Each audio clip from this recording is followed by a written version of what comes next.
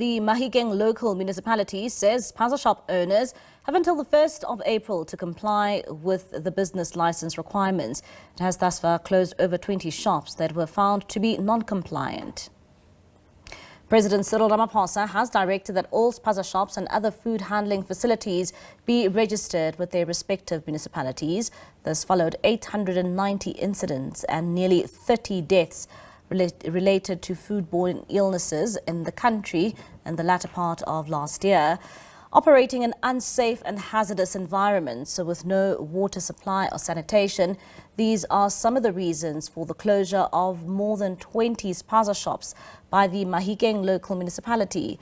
The municipality gave Spaza shop owners an extra few weeks after most of them failed to complete the registration of their businesses by the 28th of February deadline. For more on this, we now speak to Lucas Motlhabane. He's the MMC for Local Economic Development at the Mahikeng Local Municipality. He joins us now via our video link. Lucas, thank you so much for your time this evening here on SABC News. Maybe if you can just start off here and just let us know, how has the registration and compliance process been for the Mahikeng Local Municipality? Are Spaza shop owners complying? Let me take this time first to greet your viewers and greet your good self. We would say that at the moment, what we have seen is that most of our shops are not compliant.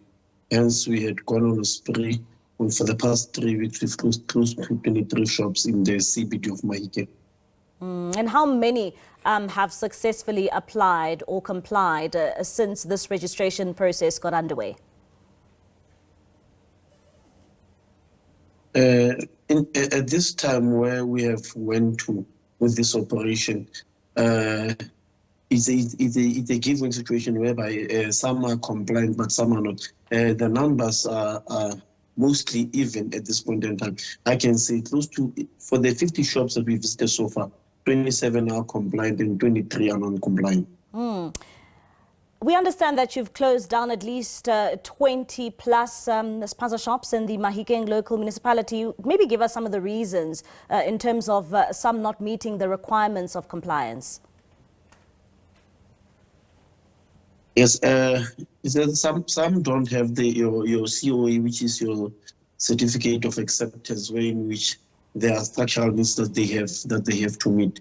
For instance, there has to be sanitation, there has to be the issue of running water. Some of these shops cannot meet this, but especially those that are providing food, those that are food handlers. And then some are non-compliant on the instances that they do not have the necessary documentation to be in the county. Hence, we've been in this operation with our department, your Home Affairs and your police, your Southern Police Services. And when it comes to ensuring that Spaza shops do comply with this registration process, which we've seen being spearheaded by the president, how have locals embraced, this when it comes to seeing a number of Spaza shops now being approved by municipalities to ensure that when they do purchase food items, they're purchasing from credible sources in their communities?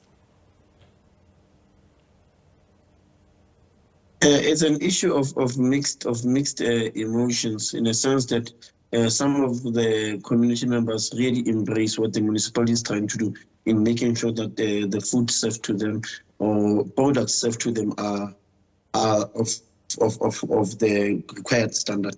But some of the community members are adamant on saying that how and where would they buy their food now that we are closing the shops that they are near are close to them, because Mahikeng primarily is a rural area, so it's quite some distance to travel into town to get their food products. And when it comes to some of the challenges that you have encountered as a local municipality, have you encountered any as you try and inspect some of these Spaza shops in your municipality?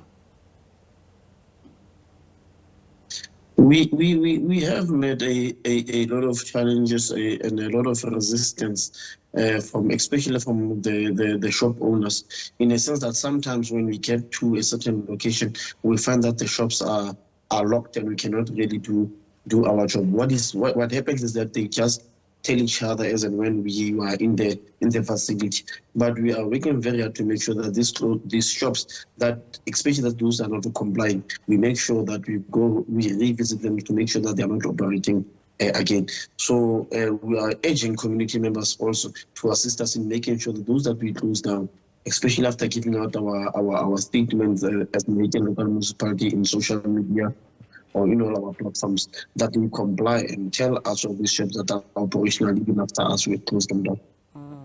And how important is this process for you as a municipality, which you have been called on by the president to undertake?